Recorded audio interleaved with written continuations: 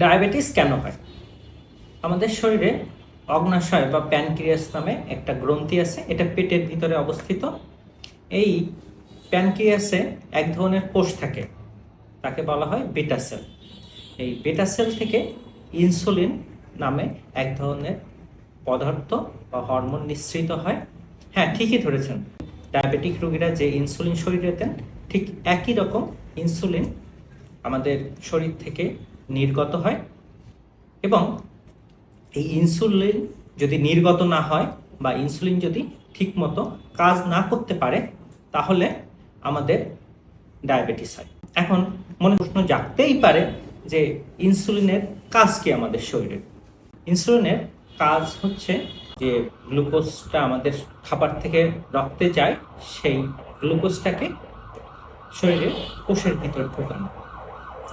যখন ইনসুলিনের ঘাটতি হয় বা ইনসুলিন ঠিক মতো কাজ করতে পারে না, তখন আমাদের শরীরে রক্তের ভিতরে গ্লুকোজের পরিমাণ বেড়ে যায়, কিন্তু কোষের ভিতর এই গ্লুকোজের পরিমাণ কমে যায়। এটাই হলো ডায়াবেটিস।